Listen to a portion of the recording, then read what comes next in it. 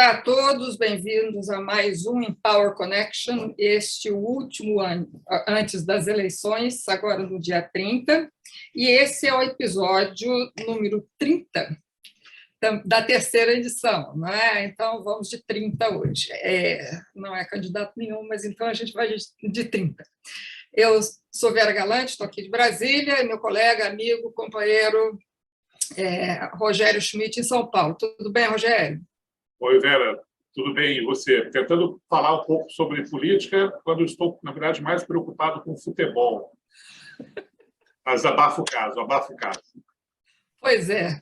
Para quem ainda não sabe, o Rogério é flamenguista, olha aí, coitado. Mas então, e eu não sou nada, então...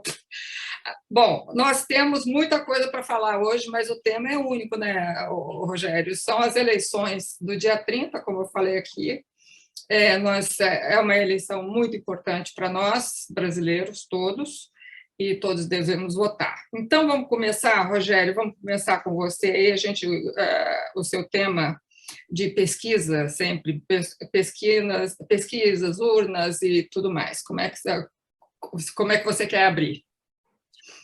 Pois é, Vera, a gente está aí na antevéspera do segundo turno, né, no próximo domingo, e eu queria começar, talvez, falando um pouco do cenário que as pesquisas têm mostrado nessa reta final aí do segundo turno, né? Uhum. Então, eu fiz um exercício aqui tentando comparar o que elas estão mostrando agora com o que elas mostravam na reta final do primeiro turno. Né? E a gente sabe que teve lá uns probleminhas, né? Na capacidade preditiva das pesquisas. Né? Exato. Agora, nessa semana, as pesquisas que foram a campo aí nessa semana, lembrando que amanhã, sábado, vão ser ainda divulgados, acho que mais 3 ou 4 pesquisas importantes. Sim. Mas as que tiveram em campo essa semana e que os resultados já saíram, fazendo uma média delas aí, o Lula aparece com uma vantagem de quase 5 pontos percentuais sobre o Bolsonaro. Tá? Dependendo do instituto, pode ser um pouco mais, pode ser um pouco menos. No primeiro turno, né, lá atrás, as pesquisas que foram a campo na última semana de campanha, antes do primeiro turno, davam ao Lula uma vantagem de 11 pontos percentuais. Uhum. Mas, como a gente sabe, no primeiro turno, essa diferença de 11 pontos pró-Lula que as pesquisas davam não se confirmou nas urnas. Né? A vantagem do Lula foi de 5 pontos percentuais sobre o Bolsonaro no primeiro turno. Então, as pesquisas basicamente subestimaram a votação do Bolsonaro. Né? Então, a pergunta que a gente se faz agora é essa. Né? O que esses números que têm saído aí ao longo dessa semana de fato revelam, né? E aí tem as duas possibilidades, né? A gente pode tanto defender, tem gente que defende que as pesquisas desta vez elas estão certas, né? De que os institutos teriam feito aí correções metodológicas nas pesquisas. Tem pelo menos um deles que passa também a considerar os likely voters, né? As pessoas que muito provavelmente irão votar, e não fez muita diferença. Né? E outro argumento também é que, historicamente, as pesquisas acertam mais no segundo, são mais precisas no segundo turno do que no primeiro. Porque é um ou outro, né? No primeiro pulveriza os votos. Então, acho que esses dois argumentos aí para dizer que não, agora as pesquisas estão mostrando o cenário correto. Mas a gente também não pode deixar de lado, não é, que, mais uma vez, as pesquisas podem estar subestimando a votação do presidente Bolsonaro, né, como já aconteceu no primeiro turno, aliás. Né? E aí a pergunta qual é a intensidade dessa subestimação? Né? Elas estão dando, na média, uma diferença de 5 pontos a favor do Lula. Será que isso está tudo errado? Será que eles estão disputando ali cabeça a cabeça? Será que até que o Bolsonaro não está na frente? Não é? por causa desse voto envergonhado, né? Aí a minha proposta é fazer uma continha parecida com o que já, uma regra de 3, né, Vera? Com o que já aconteceu no primeiro turno, né? No primeiro turno, as pesquisas davam 11 pontos de vantagem para o Lula, o resultado foi 5. Então, digamos, a vantagem final foi metade daquela que as pesquisas apontavam. Se essa regra de 3 for aplicada agora, né, então a vantagem do Lula não é de 5 pontos, mas é de 2,5 pontos. Então, ainda assim, o Lula estaria com uma pequena vantagem, né, mas ali já bem no limite mesmo da margem de erro. Tanto que a gente já cantou a bola semana passada, né, Vera, que a gente não vai se arriscar aqui a cravar, né, nem vitória de um, nem vitória do outro. Né? E continuamos na mesma posição, né, Rogério?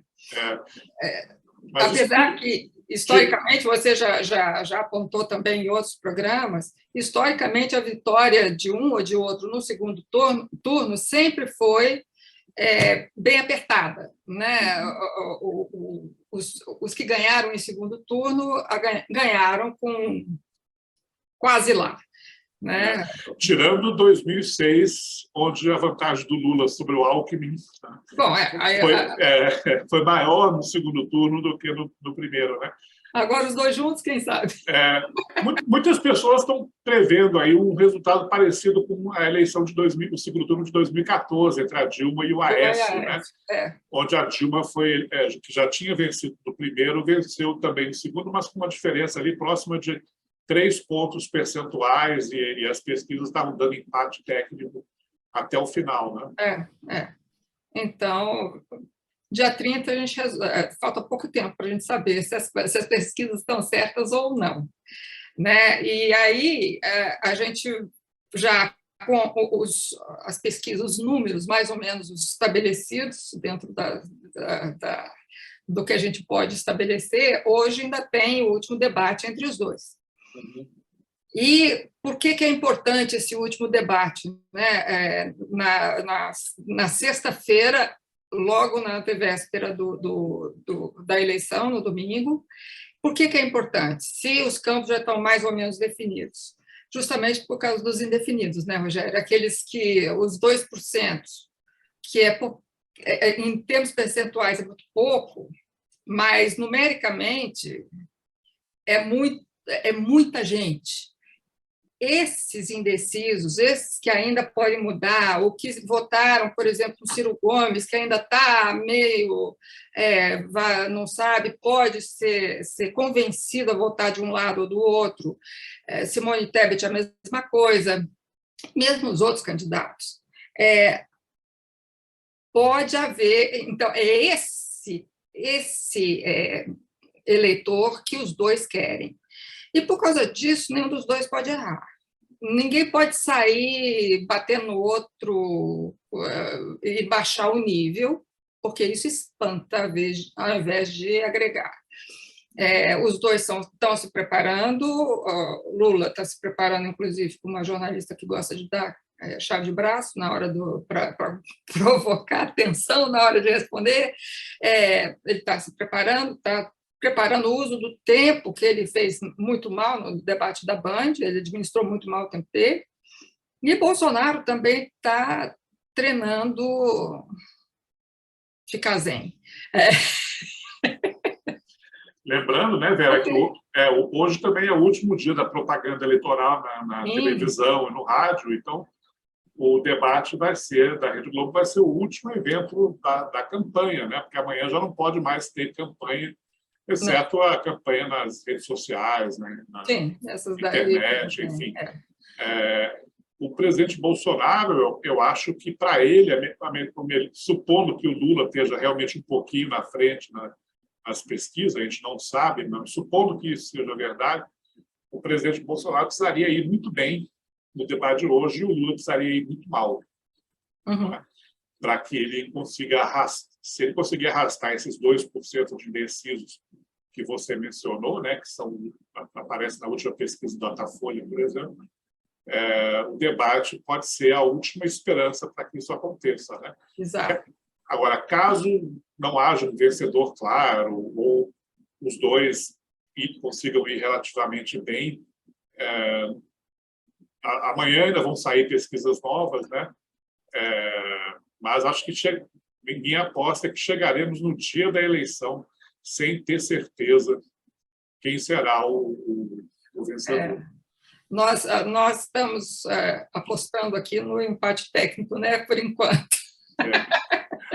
Aliás, eu queria até aproveitar, lembrar também de novo do que aconteceu no primeiro turno, que é a apuração dos resultados, né? Uhum. A gente vai chegar aí no início da noite, já com o domingo, né, com o vencedor conhecido, né?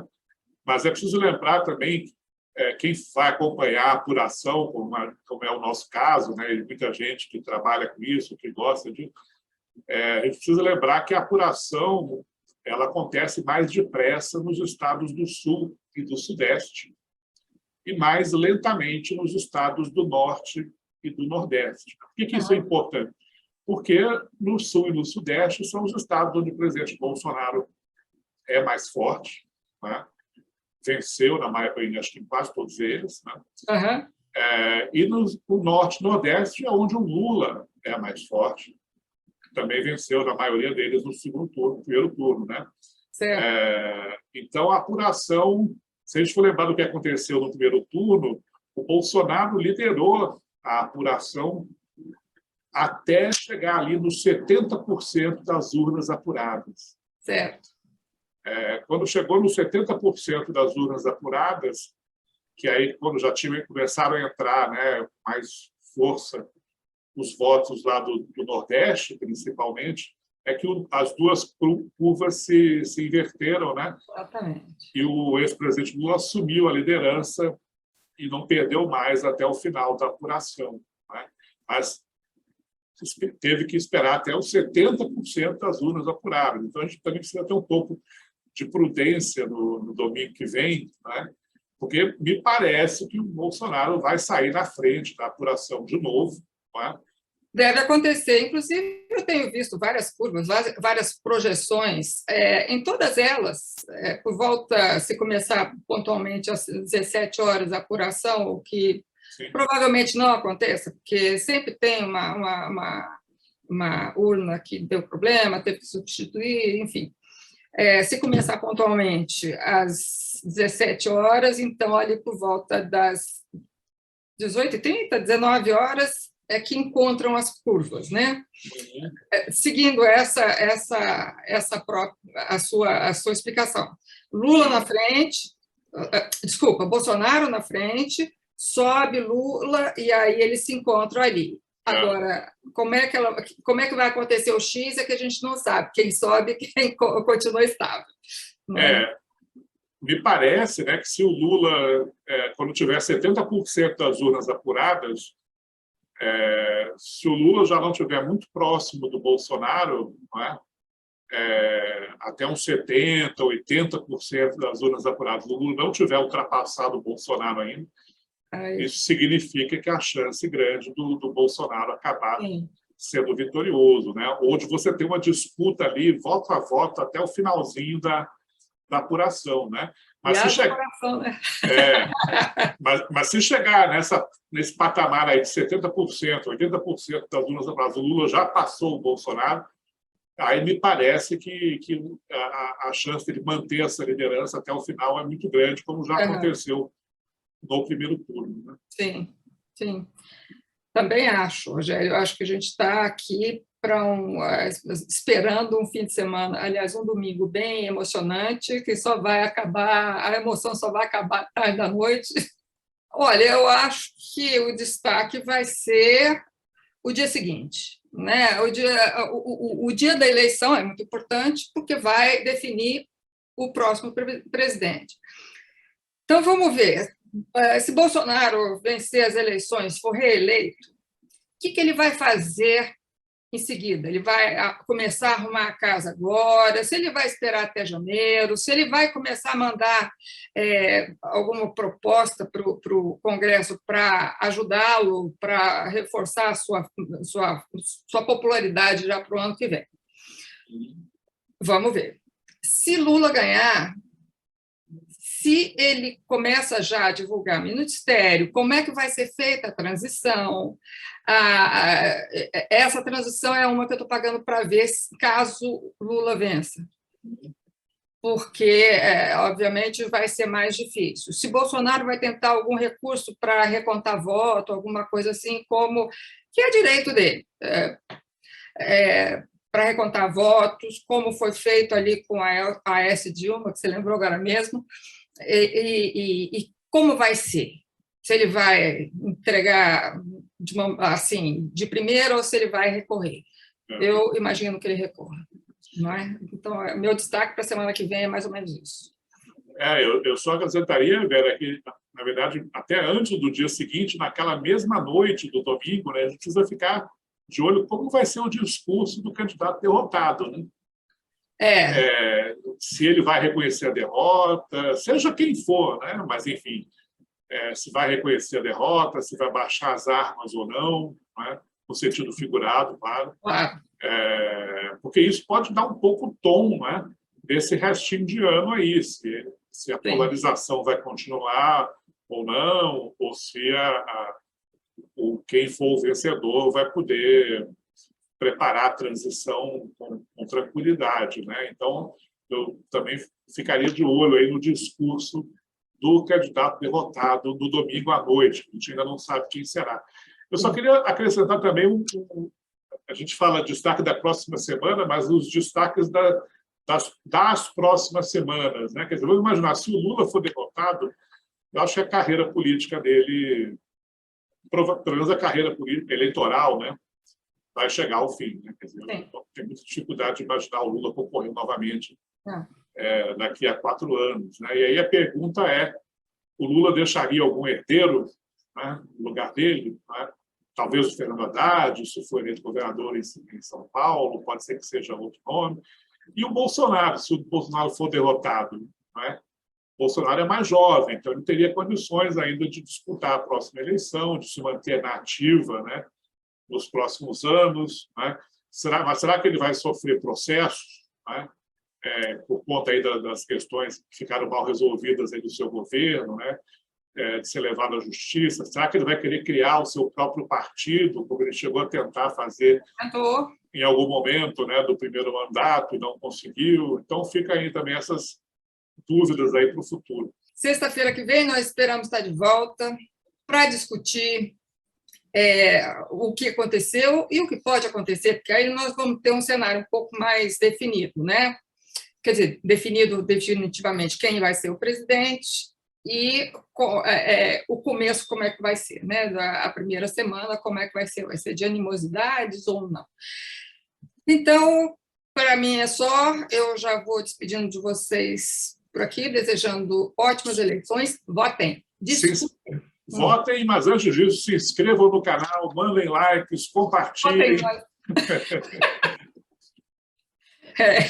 Compartilhe, votem em nós somos bons para caramba.